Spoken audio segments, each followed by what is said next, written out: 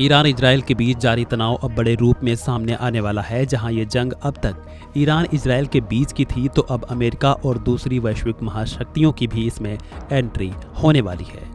America के Israel के साथ मिलकर ईरान पर हमले की अटकलों के बीच अब रूस भी इस टकराव में एंट्री लेता नजर आ रहा है। रूस ने अमेरिका को खुली चेतावनी दी है कि अगर अमेरिका ईरान पर हमला करता है तो इसके गंभीर परिणाम होंगे। अगर अमेरिका ने इस जंग में दखल दिया तो नतीजे सही नहीं होंगे। एएफपी के हवाले से बताया गया कि रूसी विदेश मंत्रालय की प्रवक्ता मारिया जखारोवा ने एक बयान में इसको लेकर कहा है, हम वाशिंगटन को खास तौर पर आगाह करना चाहते हैं कि वह इस स्थिति में सैन्य हस्तक्षेप से बचे, क्योंकि यह एक बेहद खतरनाक कदम होगा जिसके नतीजे अकल्पनीय और विनाशकारी हो सकते हैं। इसके अलावा बीते दिन इजराइल ईरान को लेकर रूसी राष्ट्रपति पुतिन ने भी ट्रंप से बातचीत की थी।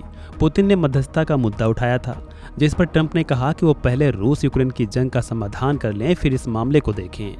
दरअसल पुतिन ने नेतन्याहू और ईरानी राष्ट्रपति मसूद पजेश्कियान से फ़ोन पर बातचीत की और इसके बाद उन्होंने ट्रंप से खुद को मीडिएशन करने के लिए पेश किया था। हालांकि ट्रंप ने इसको लेकर बताया, मैंने पुतिन से कहा पहले रूस की मीडिएशन कर लो, बाकी बाद में देख लेना। बता दें कि इससे पहले एक बयान में डोनाल्ड ट्रंप ने ईरान को लेकर कहा था कि मैं हमला करूंगा भी और नहीं भी। अगले हफ्ते बहुत अहम होगा, शायद इससे भी कम समय में फैसला हो जाएगा। इसके अलावा रूसी राष्ट्रपति पुतिन और चीन के राष्ट्रपति शी जिनपिंग ने भी फोन पर एक दूसरे से बातचीत की थी। पुतिन और जिनपिंग ने ईरान पर इजरायली हमले को लेकर निंदा की। साथ ही बातचीत में दोनों ने इस बात पर भी सहमति जताई कि ईरान के परमाणु कार्यक्रम का मुद्दा सैन्य समाधान नहीं हो सकता। रूस ने मामले पर कहा कि यह समाधान केवल बातचीत से ही संभव है। ईरान पर इजरायली हमलों को लेकर रूस और चीन एक साथ ईरान के सपोर्ट में आ चुके हैं, जिसके बाद न केवल इजराइल बल्कि अमेरिका की भी टेंशन बढ़ चुकी है। कहा जा रहा है कि इसी का नतीजा है कि ट्रंप ने अब ईरान पर हमले की योजना वाले अपने प्रस्ताव को 2 हफ्तों के लिए स्थगित कर दिया है।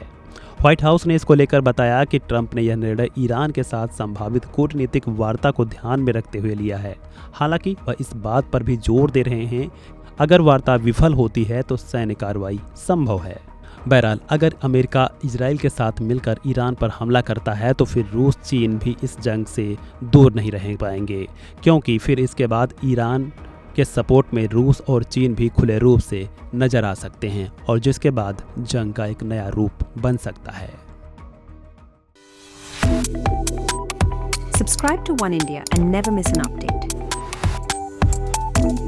Download the One India app now.